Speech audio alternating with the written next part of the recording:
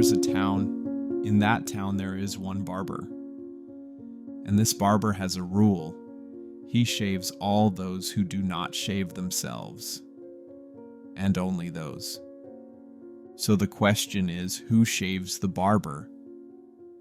If he shaves himself, he must not shave himself. If he doesn't shave himself, then he must shave himself. This is not a riddle. The power of paradox, when logic breaks and understanding begins. A simple idea made of clean logic and plain language. That collapses into contradiction the moment you try to resolve it. And that collapse reveals something deeper.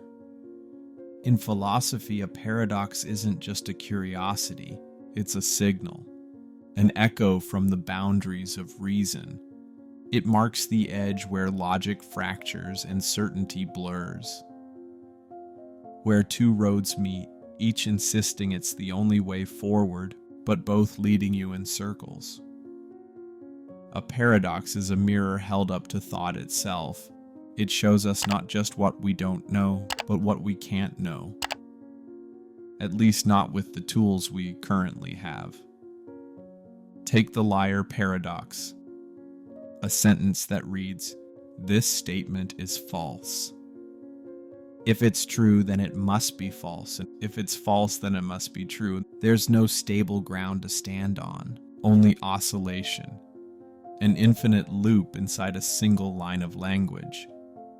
Or consider Zeno's paradox.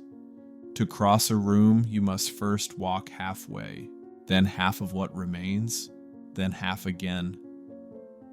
In theory, you must complete an infinite number of steps to arrive at your destination. And yet, your feet move. You cross the room. Reality contradicts the reasoning, but the reasoning is flawless. What breaks is not the logic, but our understanding of the infinite. Paradoxes like these don't exist to frustrate us. They exist to show the fault lines, the limitations not just of our knowledge, but of the very structures we use to pursue knowledge. They're not errors, they're diagnostic tools, pressure points. They test the strength of arguments, the rigor of definitions, the clarity of assumptions. Philosophers don't run from paradoxes. They lean into them. Because a paradox is not the end of thought. It's the beginning of better thought.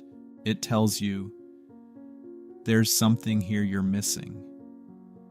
A concept too narrow, a category too rigid, a framework overdue for collapse. Even in mathematics, paradoxes have left a permanent mark. Russell's paradox, for example, exposed deep flaws in set theory.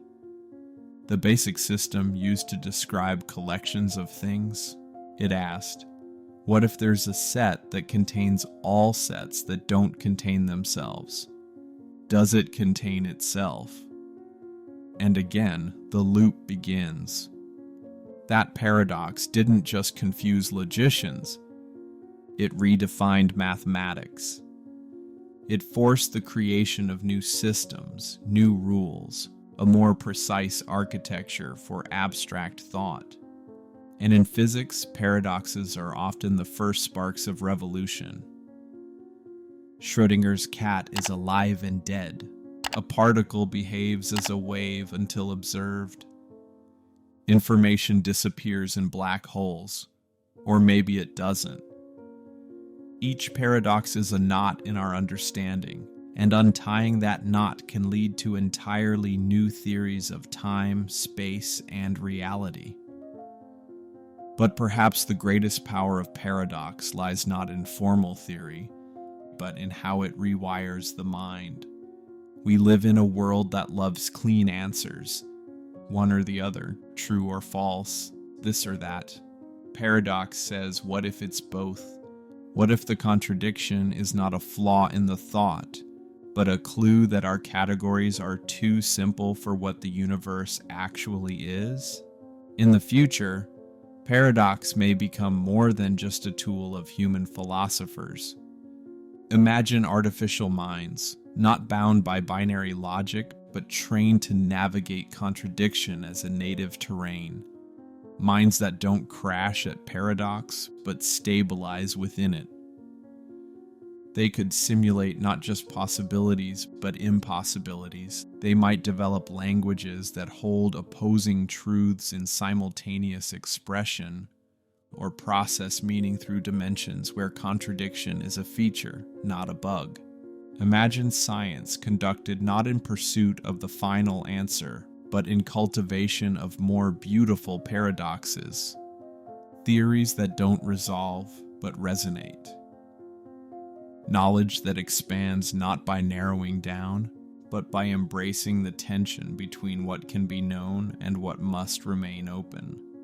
This may be the future of understanding. Not a quest to conquer paradox, but to live inside it, to be shaped by its demands, its dissonance, its invitation to rethink everything. Because at the heart of every paradox is a challenge, not to logic, but to the thinker. It asks, what are you willing to unlearn? How far are you willing to stretch your concepts? What happens when two truths collide and both refuse to step aside? In those moments, when certainty slips, when the answer disappears into its opposite, you're not lost. You're exactly where new understanding begins. A paradox isn't a wall, it's a door, one that only opens when you're ready to stop looking for the key and start questioning the lock itself.